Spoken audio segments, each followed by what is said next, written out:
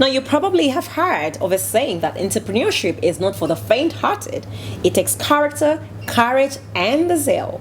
Our entrepreneur today had those virtues at heart, and of course being a good salesman. So from Kumi, without any professional background in tailoring, he began a business. And today, if you want an empire, build on those virtues. Let's take a look. Basically, my journey is a journey of 10 years ago. I started a business, a tailoring business, in the names of Simotech Investments Limited. And our purpose was basically to make uniforms and supply to schools. I started this business with the 110,000 shillings. That's the money that I had, so I had to purchase a sewing machine. So one sewing machine that I got, I rented a small room just in a veranda actually. I got somebody's veranda where I could be doing tailoring service. So I had one gentleman who was working for me. Basically, I focused on that and I started looking for work in different places. Why did I start with a tailoring school? A tailoring business. Most people would basically complain and say that tailors are liars. They don't fulfill whatever you give them at the right time. So for me, I had the purpose, like I want to do something that's unique, whereby I will be delivering things according to the time that I have decided with the client. So in 2010, we ran with the one sewing machine, but shortly I saw it was a nice thing. So I bought another sewing machine, that's to make two machines. Shortly I got an opportunity with Enterprise Uganda, and they called me for training in Soroti. When I attended that training, it opened up my mind. I saw that I was just sitting in an opportunity that would be a very big opportunity. So because where I was renting was just in a veranda, when I left after that training, I made up my mind that I'm shifting my business to town. I wanted to go and compete with other businesses. So I decided to shift from a veranda where I was putting my sewing machine from to a next town that's from Ngora to Kumi. And I rented a larger room. Personally, I'm not a tailor, but that was the passion that I had. Or that's still a passion that I have. I wanted to do something bigger and better. I wanted to correct the mistakes, the perception of people about tailors. From there, we basically started getting contracts from schools, and our target was quality and timely delivery. I set up a system because I had knowledge about how to run this business. I set up a system that would run. I had networks with the people from Kampala who would supply me with the materials and other places. So I saw this business growing so much. Now, from there, I realized that since I love children so much, and then whenever I could take informs to schools, I would hear complaints from directors, how it is a tough business and these other things. I said, no, this business is good. Let me also join this case. If for them they're seeing a challenge in this business, let me see an opportunity. Because I'd researched about schools since I was dealing a lot more with the schools when it comes to uniform delivery. So in 2016, I started this school, Totasio Nursery and Primary School. I started by renting a place whereby if you see those current structures and compare with where we are now, it is totally a different place. First year I had 75 pupils, but that did not discourage me. I knew where I was starting a business from was not the best place because of the infrastructure, but I had to put in things that attract kids, things that attract learners and the parents to come in to join me. I put up a strategy. I decided to work with boda bodas. So I could call for boda boda meetings and I give them t-shirts. I tell them, every client you're carrying, tell them there is a school called Totasio. The school became more popular than it was. It is even. Because a parent would come, look at the school they are talking about, and then it's like, but this structures here cannot help. But I would convince the person that if you're looking for buildings, you can go elsewhere. But if you're looking for a good education service, you come here. So people trusted us and brought children. And therefore, with the support from my tailoring business that had grown, we are now supplying very many institutions. I'd already really gotten money from that business. So I started constructing this school 4 years ago. Now putting where we are now, the land that we own, I purchased this land, and then now I started construction.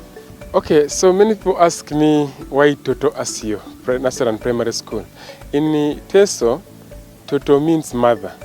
And then Asio is a name. That's my mother's name. It's a story behind a poor boy who basically used to carry firewood, escorting the mother to go and brew, to make alcohol, in order to send me to school. So I would be carrying firewood in the morning, drop at the center where my mother used to sell marua from, Ajon in Ateso, and then I go to school. In the evening after classes, I leave school, I come pick up with the pots, maybe and other things, carry home, and that was the routine. So I've grown up in that background of a mother who used to brew alcohol to educate a child. And so today, if you look at this school, what we're putting here, the population of over 500 learners are here.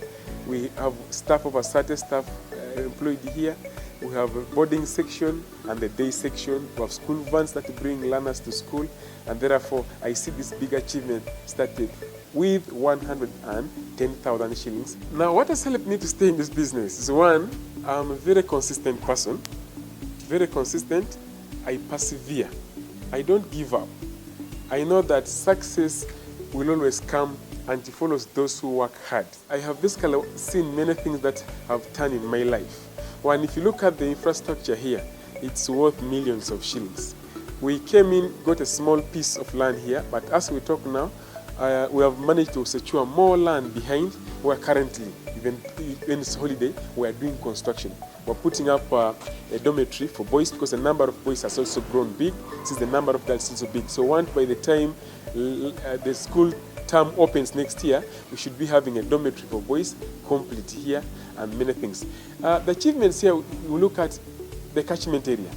We have parents from as far as Katakwi, Amuria, Serere, and the Kumi, Mbali. Of course, look at like this year, we have had fuel prices because our vans pick learners from different places. So the fuel prices basically affected our pricing here, and then also the food price. Portion really became a big challenge this year.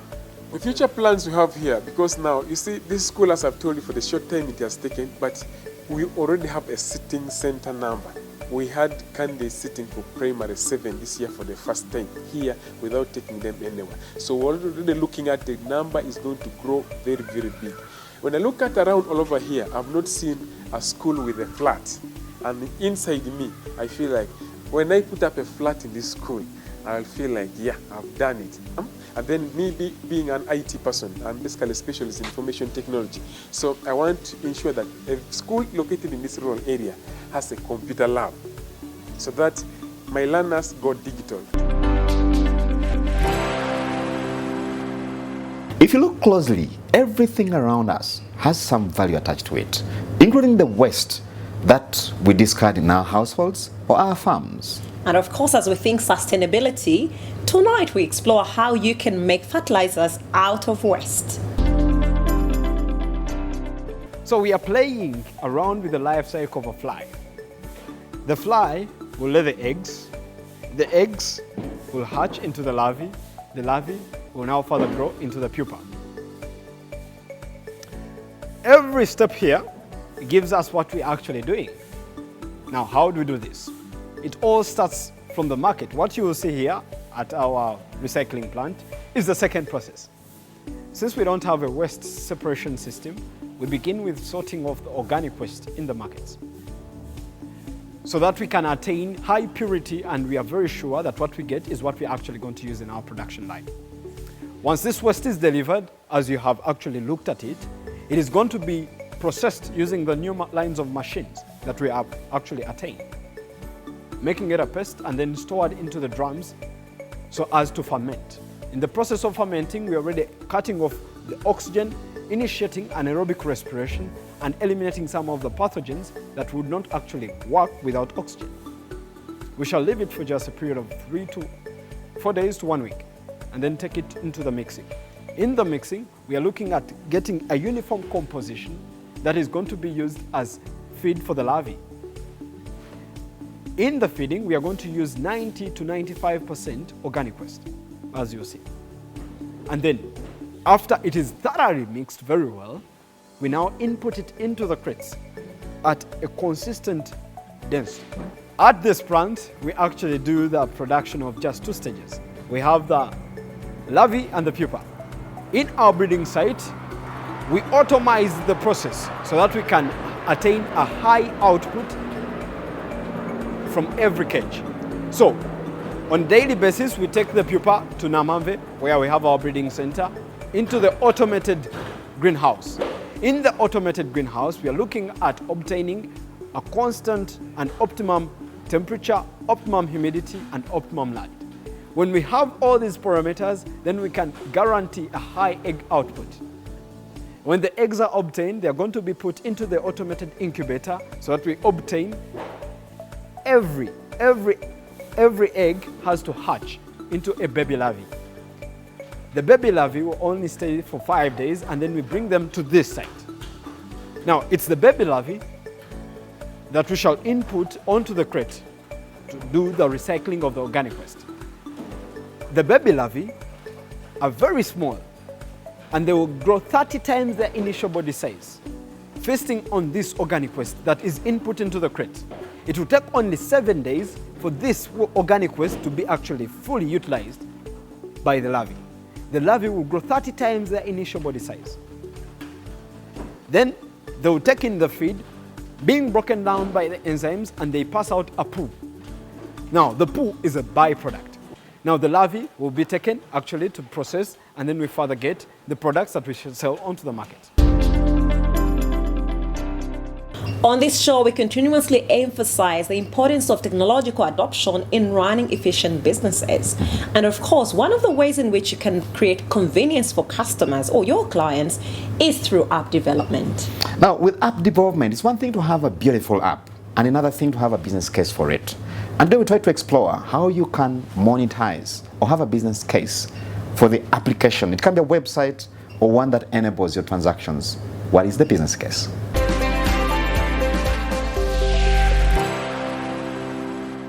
Shamos Tech Solutions is basically a software startup company that deals in mobile applications, website development, custom system development, e-commerce software application development. As you know that business is always, when you're starting up, there is always where someone has to come up from.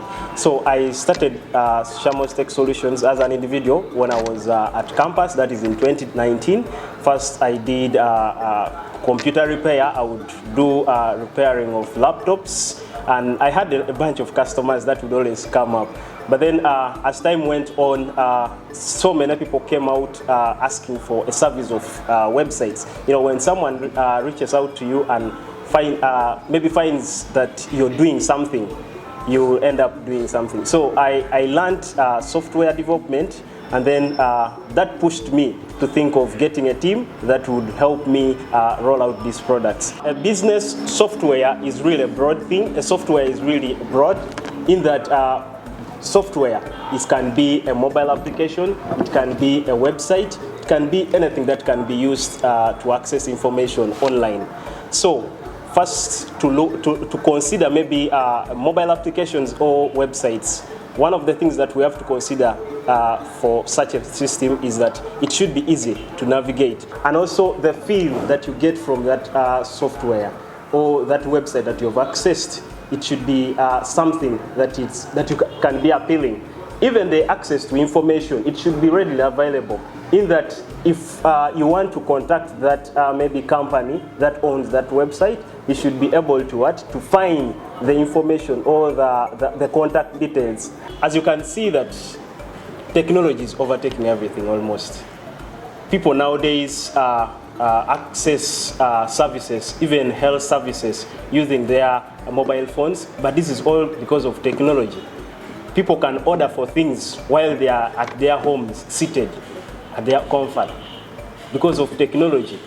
So, for a business to have a website, it helps them market their products.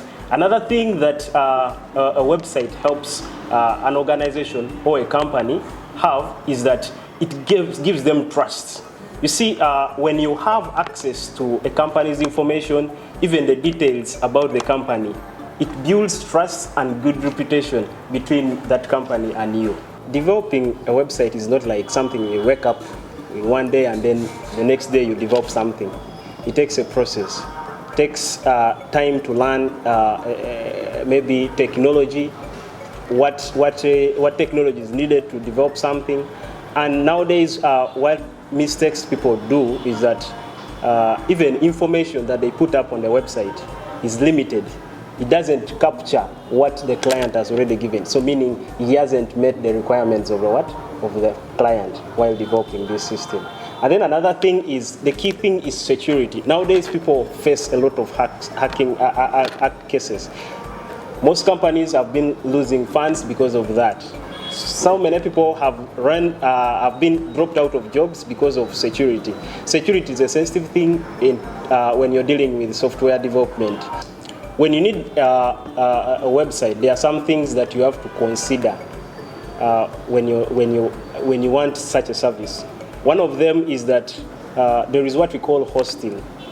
For that site to be out there, you need to have it hosted somewhere, and that is one thing that will cost you.